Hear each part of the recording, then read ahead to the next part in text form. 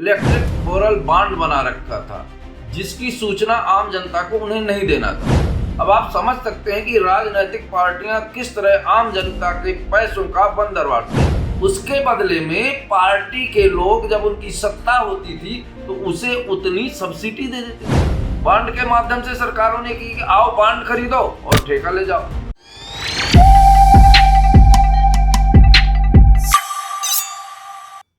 दोस्तों नमस्कार, मैं उमेश गौतम, समग्र प्रदेश समाचार से। आइए बात करते हैं कि ये सारी राजनीतिक पार्टियां किस तरह से आम जनता का शोषण करती हैं। अब राजनीतिक पार्टियों ने इलेक्ट्रिक बोरल बॉन्ड बना रखा था, जिसकी सूचना आम जनता को उन्हें नहीं देना था।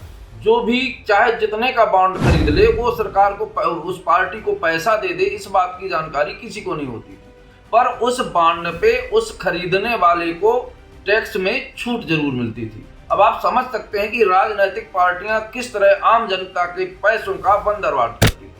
अब ये करती क्या थी, ये समझने वाली बात है। ये ऐसा करती थी कि जो उद्योगपति जितने का बॉन्ड खरीदता था उतने का उसको दूसरे रास्ते से ठेका दे दिया जाता था। तो इधर तो सरकार पार्टी को फायदा मिल जाए, फ्री में पैसा मिल जाए, वो सबको बताना नहीं पड़ता था।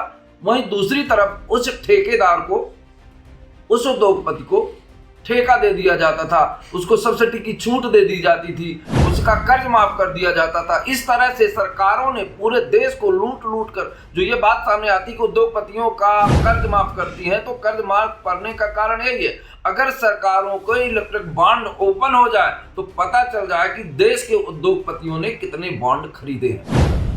अब सुप्रीम कोर्ट की टीम की बेंच ने ये कहा है एसबीआई को कि आप इनके पूरे बॉन्ड इकट्ठा करिए और जानकारी लीजिए कि इन्होंने कितना पैसा पार्टियों को दिया, अब पार्टियों ने इन्हें कितना कर्ज माफ किया, कितना शोषण किया और कितना पार्टियों का ठेका लिया। अब आप समझिए इस तरह से कि पार्टियों के जो बॉन्ड जो भी उद्योगपति खरीदते थे वो पार्टियों के खास हो जाते थे, पर पूरे देश को ये पता नहीं चलता था कि ये कितने का बॉन्ड खरीदा था। उसके बदले में पार्टी के लोग जब उनकी सत्ता होती थी तो उसे उतनी सब्सिडी दे देते थे, उतनी छूट देते थे, उसका कर्ज माफ करते थे।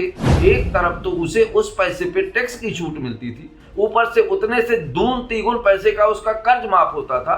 उसके अलावा उसे पूरे भारत के कहीं भी ठेके सस्ते में मिलते थे और वो कमाता था। कुल मिला के राजनीतिक पार्टी और उद्योगपति पूरे देश को लूट रहे हैं, ऐसा माना जा सकता है। इस बॉन्ड के माध्यम से सरकारों ने की कि आओ बॉन्ड खरीदो और ठेका ले जाओ, आओ बॉन्ड खरीदो, ये देश की जनता के विकास का काम आप ले जाओ, पर काम कुछ मत करो। इस तरह से पूरा बंदर बॉन्ड बना रखा था। पर सुप्रीम कोर्ट का जो नजरिया इस समय आया है बेहद ही सराहनीय है और योग्य है, और ऐसे कदम की हम वंदन करते हैं कि उसने एसबीआई को कहा कि इन बॉन्डों की जांच करो और किस पार्टी ने कितने बॉन्ड दबा के रखे हैं और किस उद्योगपति ने कितने बॉन्ड खरीदे हैं और उस उद्योगपति की कितनी सब्सिडी आज तक माफ हुई है, कितनी कर्ज माफ हुई है।